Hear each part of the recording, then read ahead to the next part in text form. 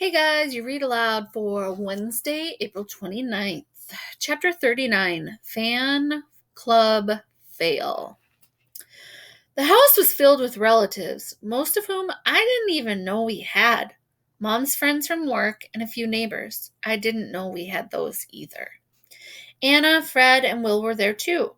So was a kid named Catherine Kelly, who didn't even go to our school, but who had been friends with Fred from chess camp. They kept begging me and bugging me to bring them, Anna explained. So this is where you guys come up with your awesome-tastic ideas, said Will, looking around. Nice wallpaper, added Fred. I don't know you guys, but I love you, said Catherine. Hickle-snickle-pox, grumbled Michael. Yeah, said Fred. I know what you mean. It's a circus out there. It sort of looks like one in here, too, I said. What's everybody doing here? I finally asked Mom. They all heard the news that you know who and you know who else are based on Michael and you. They're your friends and supporters. And there's a new episode on tonight, said a guy in a grease-splattered apron who I guess was a cook at a restaurant where Mom waitressed. 8 o'clock. He pulled out his phone and scrolled down the screen. It's called Science Fair or Unfair. Sounds hysterical.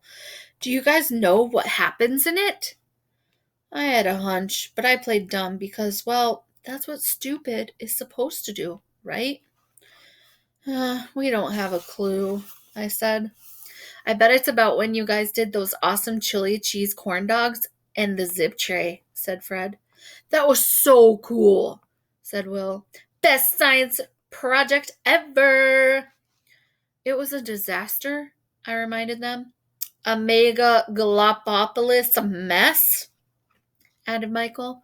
Only because Kaya Kaneki and all the popular kids sabotaged you guys, said Fred. Seriously? Said Anna, who'd been a part of that project too. If only the school had implemented your suggested reforms, Fred sighed. Ah, you three were simply ahead of your time. Someday, said Catherine, maybe the rest of the world will catch up with you. Wow, I had never thought about it like that. So we went ahead and enjoyed the party, the pizza, and the soda, after lowering all the window shades so that the TV people out on the lawn couldn't snoop. At 8 o'clock on the dot, we heard the familiar theme song bubbling out of the TV.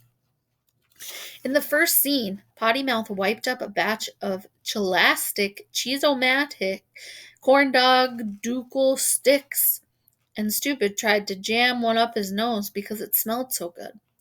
The crowd in front of the TV were laughing their heads off. Well, everyone except me and Michael. I didn't know what was weirder, our fans or the fact that we had any. Chapter 40, Taking Out the Trash. The next morning, the phone started ringing around 6. Every Wake Up America and Have a Good Day Today type TV show had producer calling to see if Michael and I would do interviews. If you have a camera on your laptop, said one, we could do it on air, live, right now. I don't have a laptop. No problem. We could do it over your cell phone. My cell phone doesn't have a camera in it. Really? Yeah, it's an antique. You're the star of the TV show that's #1 in half the world, and you can't afford a laptop or an iPhone? I'm not the... Oh, never mind. One thing I could do perfectly with my old-fashioned phone was hang up on people, which I did repeatedly for like an hour. Meanwhile, Mom kept hanging up on people on the landline. Finally, she just yanked the wire out of the wall. I slid the battery out of my cell phone. Amazingly, we didn't get any more calls from TV producers after that. Let's hustle, hon, she said, checking her watch. You need to be at school, and I need to open the restaurant. Can you haul out the recycling and grab the newspaper? On it. I headed for the front door, lugging a clear plastic bag loaded with soda cans and brown bottles from Pottymouth and Stoopid's viewing party. When I stepped out on the front porch, I smiled. All the TV people were gone. Thanks to them, our grass wouldn't need to be mowed for a week. They had trampled it flat. I went to the curb, tossed my recycling bag into the green bin, and then bent down to pick up the newspaper. I froze mid-ben.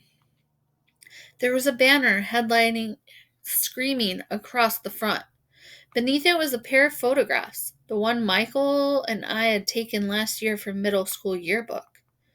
We both had our eyes closed. Nobody had cared enough to reshoot. Good thing we have a paper recycling bin, too. I picked up the newspaper and tossed it on top of the stack of crumpled up cardboard and junk mail. An elderly woman walking her foo-foo dog around the sidewalk didn't like that.